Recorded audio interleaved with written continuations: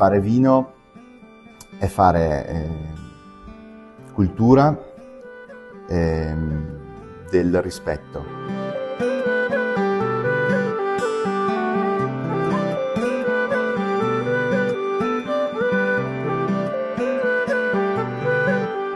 Il vino ha questa proprietà di fare nascere il sorriso.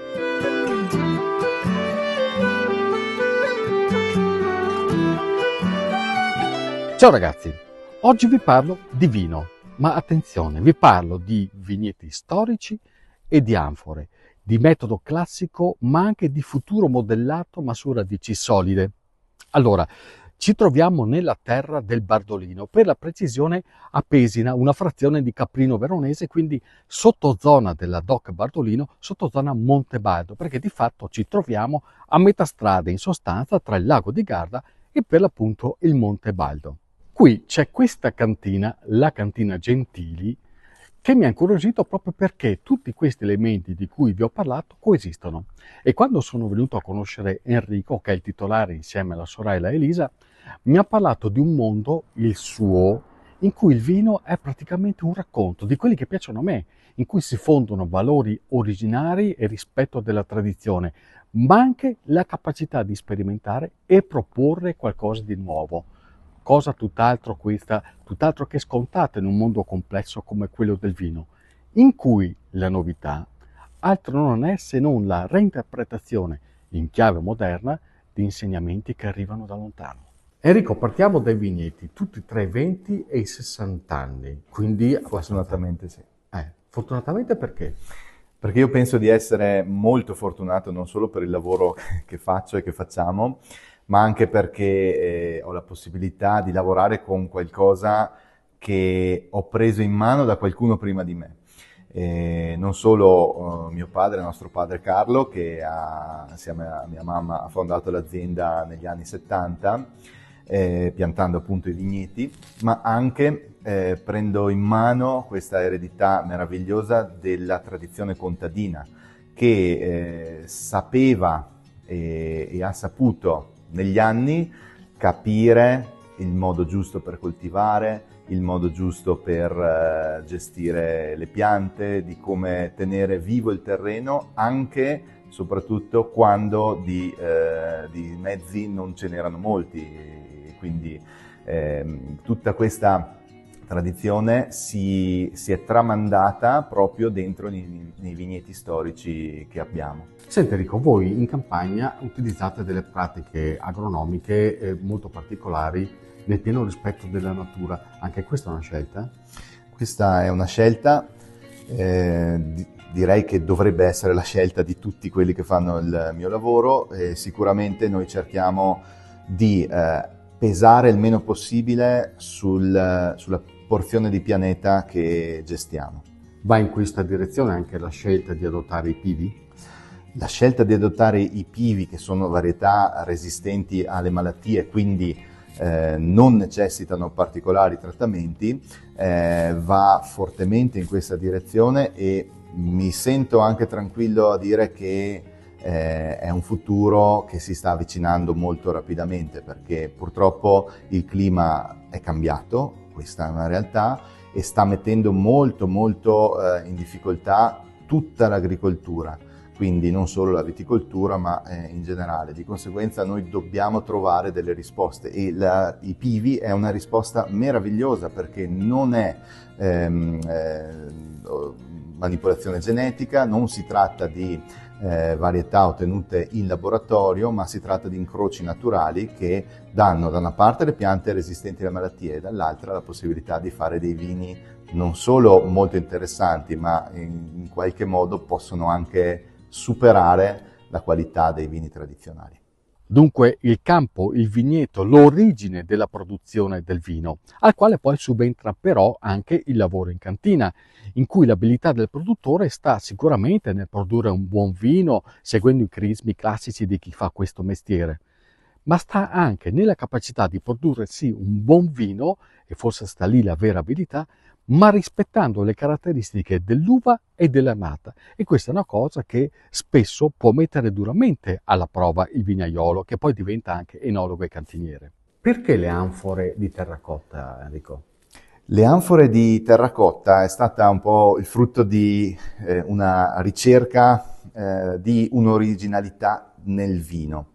Non sono partito dal contenitore per poi fare il vino, sono partito dal vino e intuendo l'esigenza che hanno i nostri vini, questo territorio dà dei vini che hanno bisogno di tempo per affinarsi perché hanno un'acidità naturalmente maggiore rispetto ad altri territori, c'era bisogno di trovare il contenitore corretto. Nel nostro caso l'acciaio era troppo chiuso, asettico, inerte. Abbiamo provato con le barrique, ecco il legno, ma qua abbiamo avuto un po' una delusione perché i nostri vini sono talmente fini, esili e delicati che metterli nel legno significa farli sovrastare da altri gusti e altri sentori.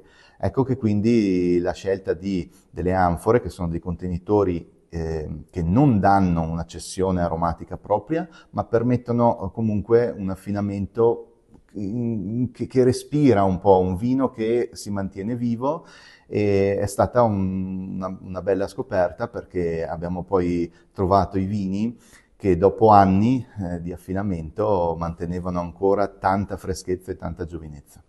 E questo lo fate per tutti i vostri vini? Noi usiamo le anfore solo per i vini che necessitano un affinamento maggiore, che sono il Bardolino San Verolo, il Chiaretto Barbagliante e appunto il Pivi Sauvignon Gris. Stiamo incominciando a farlo anche con gli spumanti, ma questo è un'altra bella storia. Però volevo arrivarci soprattutto al chiaretto metodo classico, Sì. che è affascinante però molto impegnativo. Anche questa, voglio dire, è una scelta che vi vede come innovatori nella tradizione. Sì, hai detto bene perché probabilmente l'innovazione è legata proprio al cercare ostinatamente di trovare il non plus ultra e come appunto ti dicevo nel Bardolino con l'utilizzo delle anfore per dare il tempo giusto all'affinamento, nel caso della versione rosa delle nostre uve, nel momento in cui si parla di spumante ho voluto cercare il non plus ultra che per me è appunto un metodo classico, ma per valorizzare la tradizione, perché noi intanto il metodo classico ce lo facciamo con viti che sono state piantate nell'84, quindi sono giovanissime, però non sono certo state piantate l'altro ieri, quindi è una tradizione con le 4 varietà autoctone veronesi e con la pergola veronese. E infine c'è la tradizione pura, quella contadina, quella che parla di un vino, certo, della cantina, ma soprattutto del territorio.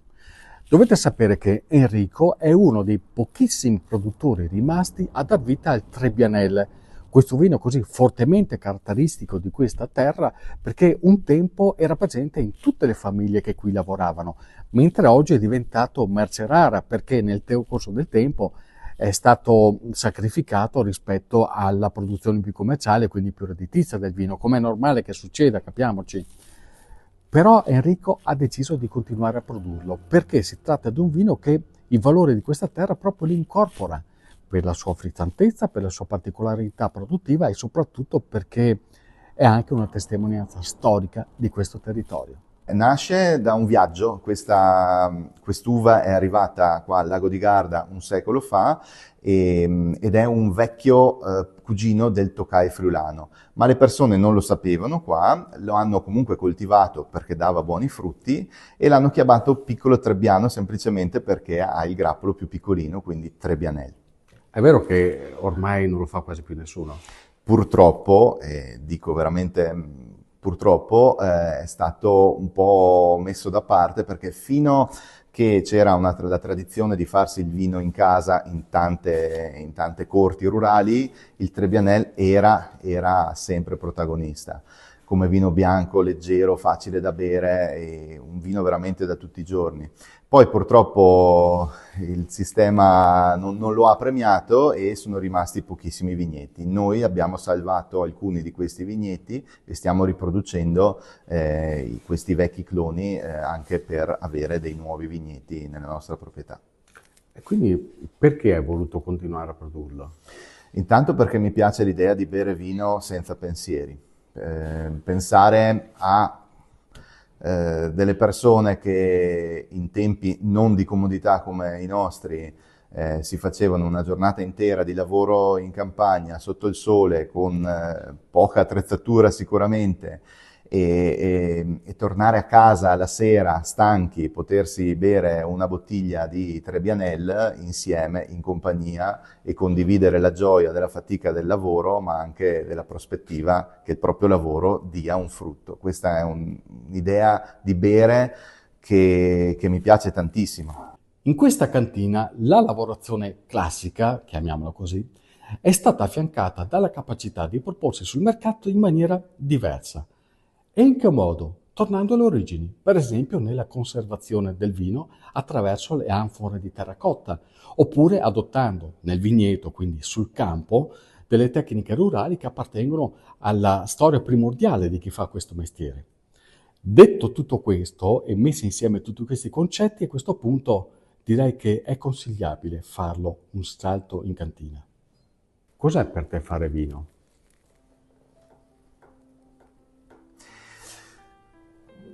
Beh, bella domanda. Per me fare vino è fare cultura del rispetto. Fare vino comprende tanti modi di rispettare, ne abbiamo già parlato, la natura, di rispettare la tradizione, quindi anche di rispettare le persone che prima di noi hanno lavorato, creato e fatto. Rispettare la salute di chi beve, quindi questo è anche un altro sforzo che facciamo per avere dei vini più genuini possibile, e rispettare anche quella cosa bella che è la convivialità e il parlare insieme. Il vino è un po' magico da questo punto di vista, perché a differenza della maggior parte delle altre bevande, il vino ha questa proprietà di fare nascere il sorriso. Quindi cosa ti senti di dire ai tuoi genitori? Ai miei genitori sento di ringraziarli in una maniera legata non solo all'essere figlio io e aver avuto questa fortuna, ma in una maniera generale a tutti i genitori, perché come sono fortunatamente genitore anch'io, e mi piace pensare che quando non ci sarò più io o non avrò più la possibilità di lavorare, queste cose non si perderanno. Nella stessa maniera io ringrazio perché dai miei genitori e da tutti quelli che sono stati prima di me ho qualcosa da poter parlare e anche da condividere. E se di giovialità rurale parliamo, direi che questo è il posto giusto. Intanto vi presentiamo anche Elisa, la sorella, perché sono loro due che portano avanti l'azienda adesso. Cos'è questo posto, Enrico? Qua siamo nella nostra corte dell'azienda agricola, quello che una volta era la corte rurale, dove ci lavoravano tante famiglie di mezzadri, e prima ancora era una chiesa con convento. E questo colore invece che cosa mi dice? Questo è il colore del barbagliante, quindi questo chiaretto di Bardolino portato a un'espressione più pura possibile, e in cui la lavorazione in anfora e l'utilizzo, la valorizzazione soprattutto della molinara, permette di avere un colore molto vivo e molto stabile nel tempo, anche se leggero e, devo dire, molto delicato. Mi richiama i tuoi capelli, Elisa. Si abbinano perfettamente. Perfettamente. Io ringrazio Enrico, ringrazio Elisa, vi consiglio una visita a questa cantina perché è veramente particolare e speciale, con tanti piccoli segreti che è bello scoprire insieme a loro due. Cin cin allora, lo facciamo un cin cin.